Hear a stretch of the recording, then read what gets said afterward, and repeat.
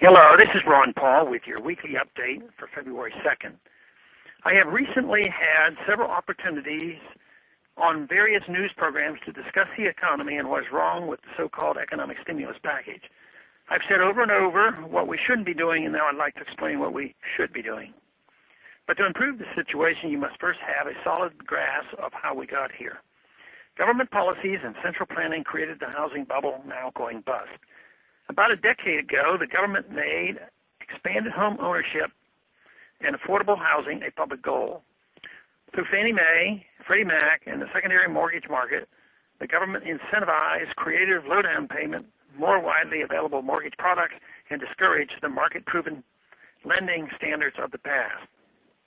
The Federal Reserve kept interest rates artificially low, which added more fuel to this fire. Many related sectors temporarily flourished because of this, and many people got into homes they otherwise could not have afforded. The increased demand for housing sent prices soaring until, in many markets, housing became even more unaffordable, necessitating even more creative mortgages and impossibly leveraging homeowners. Many risky investment vehicles such as mortgage-backed securities, derivatives, credit default swaps grew out of this unsustainable situation. As the foreclosures began, the house of cards started to tumble. Too many people have confused the symptoms and the pain of the bust with the problematic policies that caused the bubble, which is really what needs to be treated. First of all, just as the best cure for a hangover is not to drink so much, the best cure for a recession is a recession.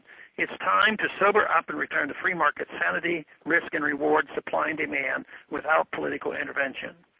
Politicians are good at catering to the needs of special interests, but very bad at determining what needs to take place in the market. Government should stick to punishing fraud and enforcing contracts.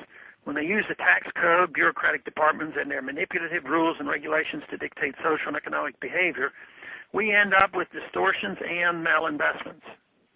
Bailing out banks, continuing failed Fed policies, and strapping the taxpayer with toxic debt will worsen the pain and punish the innocent. If Congress really wanted to do something helpful, it would cut taxes.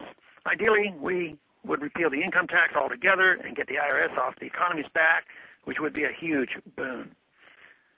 We should also cut spending. Cut every unconstitutional department and program, every wasteful governmental encroachment on the people's liberty and money, starting with our massive overseas empire.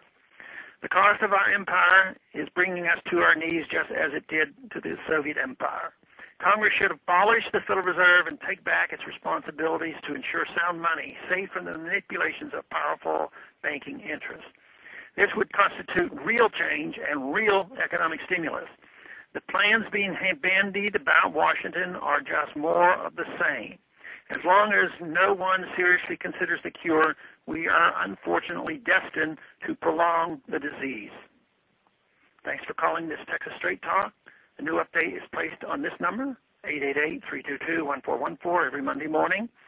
The written text of which can be found on my website, www.house.gov/Paul.